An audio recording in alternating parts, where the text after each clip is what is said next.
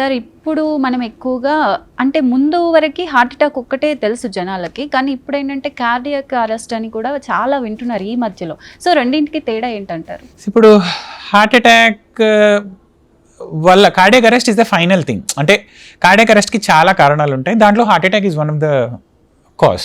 So cardiac arrest అంటే heart ఉండి ఉండి సడన్గా ఇట్ కెన్ స్టాండ్ స్టిల్. ఇప్పుడు నార్మలీ హార్ట్ రేట్ చూసుకున్నట్టయితే 60 to 100. ఇప్పుడు అలా కాకుండా సడన్లీ హార్ట్ ఆగిపోయింది అనుకోండి, బ్రెయిన్కి బ్లడ్ సర్క్యులేషన్ తగ్గిపోతుంది and patient can have a sudden collapse, right? దాన్ని ఎసిస్టోల్ అంటాం. అంటే హార్ట్ రేట్ మొత్తానికి 0 అయిపోయింది సడన్లీ అంటే. అదర్ థింగ్ ఇస్ అలా కాకుండా హార్ట్ రేట్ సడన్లీ ఈ 60 to 100 ఉండాల్సిన హార్ట్ రేట్ కాస్త 150, 200, 250 రేంజ్కి వెళ్ళిపోయింది అండ్ హార్ట్ బీట్ ఇరెగ్యులర్గా ఉందనుకోండి. మా భాషలో there is a term called ventricular tachycardia, ventricular fibrillation. అంటే is a dangerous form of arrhythmia. Sudden heart beat irregularity అంటే హార్ట్ బీట్ అస్తవ్యస్తంగా ఉంటుంది, హార్ట్ పంపింగ్. సో అలాంటప్పుడు ఎఫెక్టివ్ హార్ట్ పంపింగ్ ఉండదు అండ్ బ్రెయిన్కి బ్లడ్ సర్క్యులేషన్ తగ్గుతుంది. సో సడన్ కొలాప్స్ అయ్యే chance ఉంటుంది. దీన్ని మనం కార్డియాక్ అరెస్ట్ అంటాం. హార్ట్ అటాక్ అంటే హార్ట్లో బ్లాకేజెస్, గుండె రక్తనాళాల్లో కొవ్వు పేరుకుపోయి హార్ట్ మసిల్కి బ్లడ్ సప్లై తగ్గిపోయినప్పుడు వచ్చే కండిషన్ని మనం హార్ట్ అటాక్ అంటాం. దానివల్ల వచ్చే పరిణామాల్ని హార్ట్ అటాక్ అంటాం. హార్ట్ అటాక్ వల్ల వచ్చే severe complication is sudden cardiac death.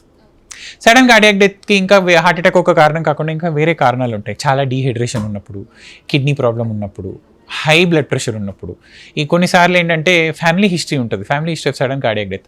Heart muscle చాలా థిక్ ఉంటుంది, మా భాషలో దాన్ని హైపర్ట్రోఫిక్ కార్డియోమైపతి అంటాం. ఇప్పుడు చూస్తుంటాం కదా జిమ్లలో మరి సడన్ కార్డియాక్ డెత్ అయింది అని. సో ఈ family history of sudden cardiac deaths ఉన్నప్పుడు, ఈ హైపర్ట్రోఫిక్ కార్డియోమైపతి అన్నది ఉన్నప్పుడు, హార్ట్ మసిల్ థిక్నెస్ చాలా ఎక్కువ ఉన్నప్పుడు, వీళ్ళలో సడన్లీ ఇందాక చెప్పినట్టు హార్ట్ బీట్ ఇరెగ్యులర్ అయ్యే రిస్క్ ఉంటుంది and they don't give us much time to reach hospital also. So ఇలాంటి టైంలోనే doing CPR is very important. మేము కార్డియాక్ అరెస్ట్ అని చెప్పారు కాబట్టి we should discuss about CPR also. CPR అంటే ఇలా you are seeing a sudden collapse of some other person, some bystander. You are a bystander for a person who is having collapse. అలాంటప్పుడు మీరు చేయాల్సిన immediate thing ఏంటంటే doing CPR. Chest మధ్య భాగంలో try to give chest thumping, compressions up to 90 to 120 times chest compressions ఇవ్వాలి and call for help.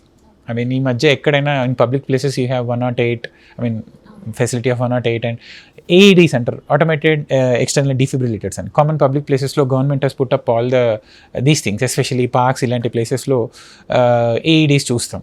అలా if you're witnessing any sudden cardiac arrest, try to give CPR and try to give shock, especially for a common layman, right? So CPR will save life. అంటే till help వచ్చేంత వరకు you can give chest compressions and give some cardiac support.